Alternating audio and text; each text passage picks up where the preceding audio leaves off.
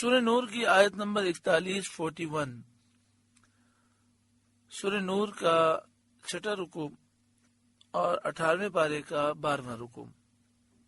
اللہ رب العالمین نے ارشاد فرمایا، الم تر ان اللہ یسبح له من فی السماوات والارض، کیا تم نے نہ دیکھا کہ اللہ کی تسبیح کرتے ہیں جو کوئی آسمانوں اور زمین میں ہیں، والطیر صافات، اور پرندے پر پھیلا کر اس حالت میں اللہ کی تسبیح بیان کرتے ہیں۔ وہ پرندے جو آسمان و زمین کے درمیان اڑتے ہیں، وہ اڑنے کے دوران بھی اللہ کی پاکی بیان کرتے ہیں۔ کل قد علم صلاتہ وتسبیحہ، سب نے جان رکھی ہے اپنی نماز اور اپنی تسبیح۔ یعنی اللہ تعالیٰ کی ہر مخلوق، جانور، پرندے، پتھر، سب اللہ کی تسبیح کرنے کو جانتے ہیں، اللہ کی عبادت کرنے کو جانتے ہیں۔ اللہ نے سب کو یہ چیزیں سکھائی ہیں، صرف سرکش انسان اور سرکش جنات وہ اللہ کی یاد سے غافل ہیں۔ واللہ علیم بما یفعلون، اور اللہ ان کے کاموں کو جانتا ہے۔ وَلِلَّهِ مُلْكُ السَّمَاوَاتِ وَالْأَرْضِ، اور اللہ ہی کے لیے ہے سلطنت آسمان و زمین کی۔ وَإِلَى اللَّهِ الْمَصِيرُ، اور اللہ ہی کی طرف پھر جانا، ہر ایک کو اللہ کی طرف پھر کر جانا ہے۔ آسمان و زمین کا مالک وہی ہے۔ الم تر ان اللہ یزجی سحابا، کیا تو نے نہ دیکھا کہ اللہ نرم نرم چلاتا ہے بادل کو، جس سرزمین اور جن بلاد کی طرف وہ چاہے، جہاں اللہ تعالیٰ بادلوں کو لے جانا چاہے نرم نرم ان بادلوں کو چلاتا ہے۔ ثم پھر یؤلف بینہ، انہیں آپس میں ملاتا ہے اور ان کے متفرق ٹکڑوں کو یکجا کر دیتا ہے۔ بادل آپ نے دیکھا ہوگا مختلف جگہ پر ٹکڑے ٹکڑے ہوتے ہیں، بارش آنے سے پہلے یہ آپس میں جڑ جاتے ہیں۔ ثم یجعلہ رکاما، پھر انہیں تہ پر تہ کر دیتا ہے، پھر بادل مل جاتے ہیں، پھر ان پر بادلوں کی تہیں چڑھتی ہیں۔ فَتَرَى الْوَدْقَ يَخْرُجُ مِنْ خِلَالِهِ، تو دیکھتا ہے کہ اس کے درمیان سے میਂہ نکلتا ہے، بارش اس کے درمیان سے برستی ہے۔ فَتَرَى الْوَدْقَ، تو بارش کو دیکھتا ہے، یخرج، جو نکلتی ہے، من خلالہ، بادلوں کے درمیان سے۔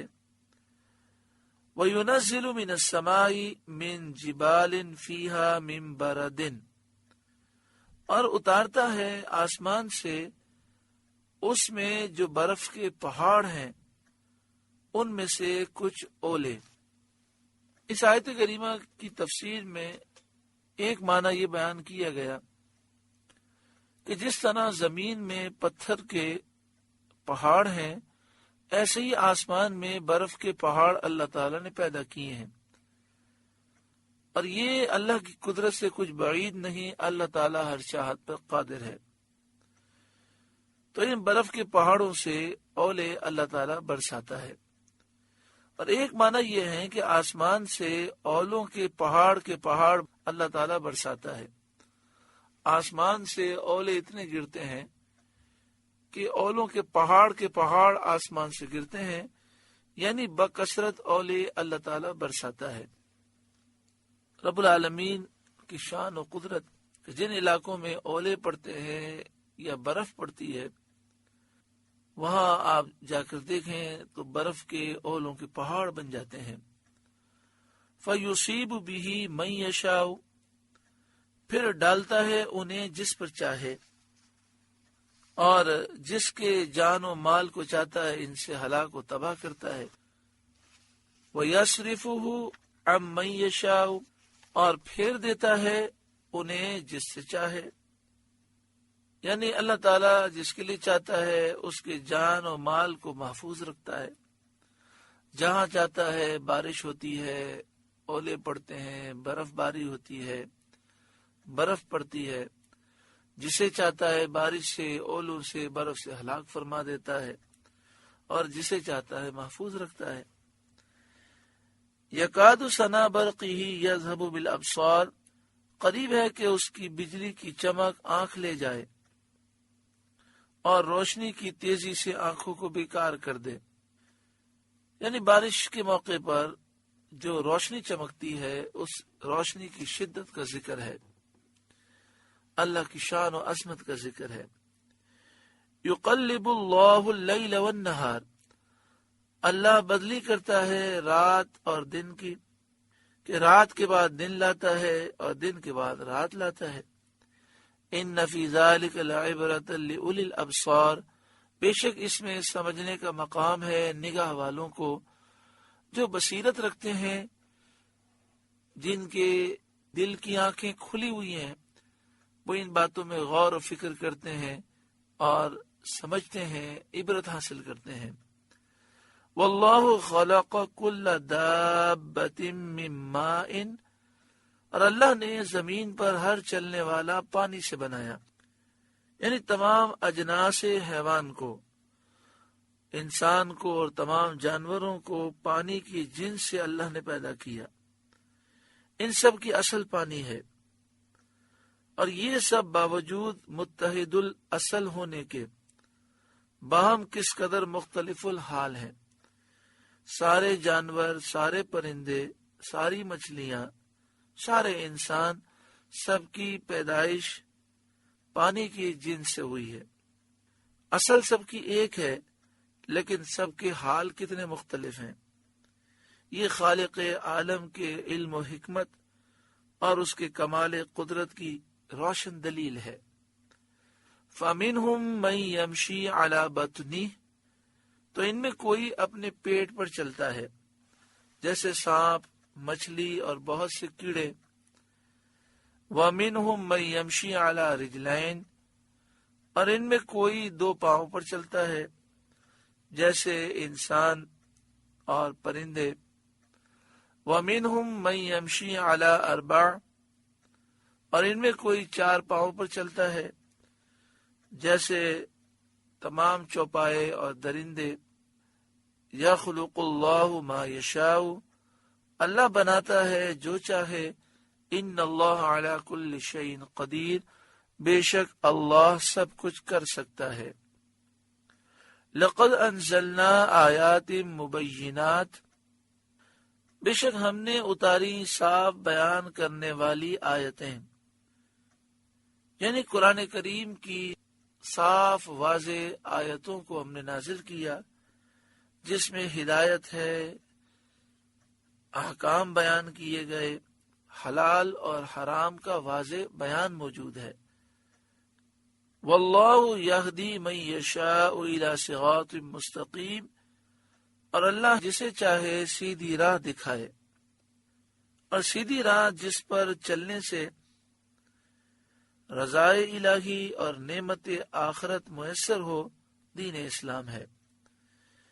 یعنی وہ سیدھا راستہ جس پر چلنے والے کو اللہ کی رضا حاصل ہوتی ہے اور آخرت میں وہ کامیاب ہوتا ہے، وہ سیدھا راستہ دین اسلام ہے۔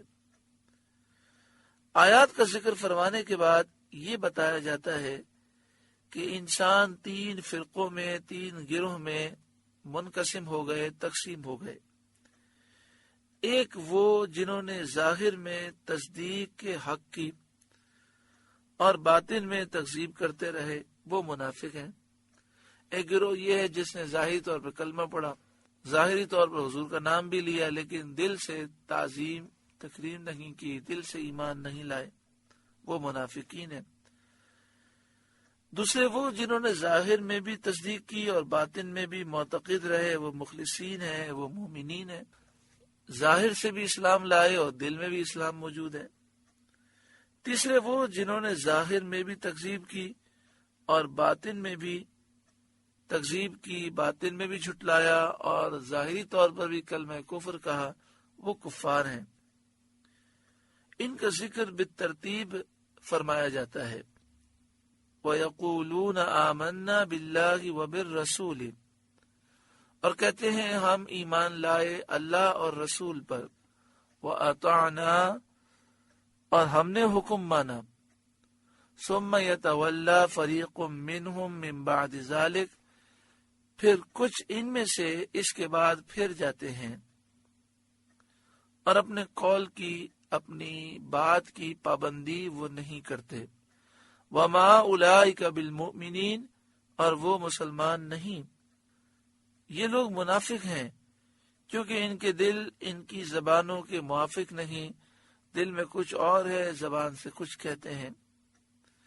وَإِذَا دُعُوا إِلَى اللَّهِ وَرَسُولِهِ، اور جب بلائے جائیں اللہ اور اس کے رسول کی طرف، لِيَحْكُمَ بَيْنَهُمْ إِذَا فَرِيقٌ مِّنْهُمْ مُعْرِضُونَ، کہ رسول ان میں فیصلہ فرمائے تو جبھی ان کا ایک گروہ منہ پھیر جاتا ہے، یعنی جب انہیں بلایا جائے کہ آؤ اللہ کے رسول کے دربار میں تاکہ رسول اللہ تمہارے درمیان فیصلہ کریں، تو ایک گروہ بھاگ جاتا ہے۔ وَإِن يَكُن لَّهُمُ الْحَقُّ يَأْتُوا إِلَيْهِ مُذْعِنِينَ، اور اگر ان کے لیے فیصلہ ہو تو اس کی طرف آئیں مانتے ہوئے۔ کفار و منافقین بار بار یہ تجربہ کر چکے تھے اور انہیں اس بات کا کامل یقین تھا کہ سید عالم صلی اللہ علیہ وآلہ وسلم کا فیصلہ سراسر حق، عدل اور انصاف ہوتا ہے۔ اس لیے ان میں جو سچا ہوتا اور اسے معلوم ہوتا کہ فیصلہ میرے حق میں ہوگا کیونکہ میں سچا ہوں، تو وہ خواہش کرتا تھا کہ حضور صلی اللہ علیہ وآلہ وسلم اس کا فیصلہ فرمائے، اور جو ناحق پر ہوتا وہ جانتا تھا کہ رسول اکرم صلی اللہ علیہ وآلہ وسلم کی سچی عدالت سے وہ اپنی ناجائز مراد نہیں پا سکتا، اس لیے وہ نبی اکرم صلی اللہ علیہ وآلہ وسلم کے فیصلے سے ڈرتا تھا اور گھبراتا تھا۔ شان نزول اس آیت کریمہ کا یہ ہے کہ بشر نامی ایک منافق تھا۔ ایک زمین کے معاملے میں اس کا ایک یہودی سے جھگڑا تھا۔ یہودی جانتا تھا کہ اس معاملے میں وہ سچا ہے اور اس کو یقین تھا کہ سید عالم صلی اللہ علیہ وآلہ وسلم حق، عدل اور انصاف کا فیصلہ فرماتے ہیں، اس لیے اس نے خواہش کی کہ یہ مقدمہ حضور صلی اللہ علیہ وآلہ وسلم سے فیصل کرایا جائے، اس کا فیصلہ حضور کریں۔ لیکن منافق بھی جانتا تھا کہ وہ باطل پر ہے، اس کا دعویٰ غلط ہے، اور سید عالم صلی اللہ علیہ وآلہ وسلم عدل اور انصاف میں کسی کی روح رعایت نہیں فرماتے، کسی کا چہرہ دیکھ کر آپ رعایت نہیں فرماتے، جو حق ہوتا ہے وہی فیصلہ فرماتے ہیں۔ اس لیے وہ حضور صلی اللہ علیہ وآلہ وسلم کے فیصلے پر تو راضی نہ ہوا اور کعب بن اشرف یہودی سے فیصلہ کرانے پر مصر ہوا، اس نے اصرار کیا اور حضور صلی اللہ علیہ وآلہ وسلم کی نسبت کہنے لگا کہ وہ ہم پر ظلم کریں گے۔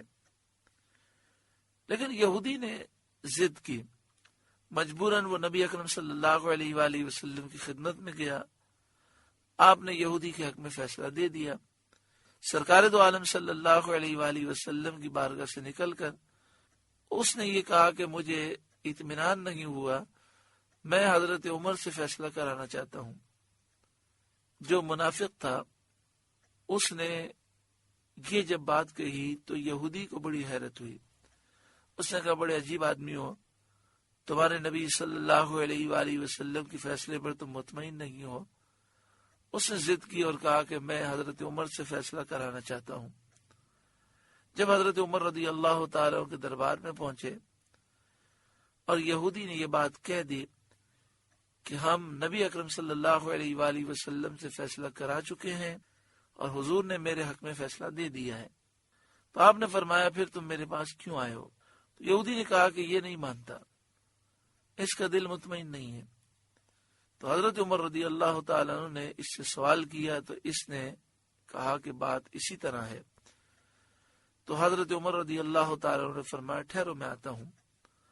آپ اندر تشریف لے گئے, تلوار لے کر آئے, اور آپ نے فرمایا کہ جو میرے نبی کا فیصلہ نہ مانے اس کا فیصلہ عمر کی تلوار کرتی ہے, اور آپ نے اس گستاخ کا سر قلم کر دیا. اب یہاں پر آپ دیکھیں یہ واقعہ اتنا مشہور ہے, معروف ہے, سبھی مانتے ہیں. نبی اکرم صلی اللہ علیہ وآلہ وسلم نے حضرت عمر سے یہ نہیں فرمایا کہ اے عمر آپ نے قانون ہاتھ میں لے لیا, میری عدالت کے فیصلے سے پہلے آپ نے گستاخ کا سر قلم کیوں کر دیا. اس سے معلوم ہوتا ہے کہ جو گستاخ ہو اگر اس کا سر قلم کر دیا جائے تو شرعی طور پر سر قلم کرنے والے کو کوئی سزا نہیں دی جا سکتی, بلکہ وہ تو مسلمانوں کا ہیرو ہے, اور گستاخ تو ویسے ہی واجب القتل ہے, کیونکہ نبی اکرم صلی اللہ علیہ وآلہ وسلم اور اللہ سے جنگ کرنے والا برباد ہو جاتا ہے. یہاں فرمایا وَإِن يَكُن لَّهُمُ الْحَقُّ يَأْتُوا إِلَيْهِ مُذْعِنِينَ, اور اگر ان کی ڈگری ہو, یعنی انہیں یہ محسوس ہو کہ فیصلہ ہمارے حق میں ہوگا, تو نبی اکرم صلی اللہ علیہ وآلہ وسلم کی طرف آتے ہیں مانتے ہوئے, اور جب محسوس ہو کہ فیصلہ ہمارے حق میں نہیں ہوگا چونکہ ہم غلط کہہ رہے ہیں, ہم حق پر نہیں ہیں, تو حضور کے دربار سے دور ہو جاتے. افی قلوبہم مرض, کیا ان کے دلوں میں بیماری ہے, کفر کی بیماری ہے یا نفاق کی بیماری ہے. امر تابو, یا وہ شک رکھتے ہیں سید عالم صلی اللہ علیہ وآلہ وسلم کی نبوت میں. ام یخافون ان یحیف اللہ علیہم ورسولہ, یا یہ ڈرتے ہیں کہ اللہ اور رسول ان پر ظلم کریں گے. ایسا تو ہے نہیں, کیونکہ یہ وہ خوب جانتے ہیں کہ سید عالم صلی اللہ علیہ وآلہ وسلم کا فیصلہ حق سے تجاوز کر ہی نہیں سکتا, حق سے متجاوز ہو ہی نہیں سکتا, اور کوئی بددیانت آپ کی عدالت سے پرایا حق مارنے میں کامیاب نہیں ہو سکتا. اسی وجہ سے وہ آپ کے فیصلے سے اعراض کرتے ہیں. یعنی فرمایا گیا کہ اس بات کو تو یہ بھی جانتے ہیں کہ اللہ اور اس کے رسول کا فیصلہ حق فیصلہ ہے, تو یہ رسول اللہ کے دربار میں فیصلہ کرانے کیوں نہیں آتے؟ اس لیے کہ ان کے دلوں میں بیماری ہے, یہ شک میں مبتلا ہے, اور یہ محسوس یہ کرتے ہیں کہ نبی اکرم صلی اللہ علیہ وآلہ وسلم جب سچا فیصلہ فرمائیں گے تو یہ ان کے نفس پر گراں گزرے گا, اس لیے رسول اللہ صلی اللہ علیہ وسلم کی بارگاہ میں حاضر نہیں ہوتے. بل اولئک هم الظالمون, بلکہ وہ خود ہی ظالم ہیں. سورہ نور کا 6واں رکوع مکمل ہوا. دعا فرمائے اللہ تعالی اس ملک پاکستان کی حفاظت فرمائے اور اسے اسلام کا قلعہ بنائے, اسلامی نظام مصطفیٰ نصیب فرمائے, اس ملک میں اہل حق کو بیداری, اتحاد اور غلبہ نصیب فرمائے, اور جو اس ملک کے غدار ہیں, اس ملک کے دشمن ہیں, اسلام کے دشمن ہیں, اللہ تعالیٰ ان قوتوں کو نیست و نابود فرمائے.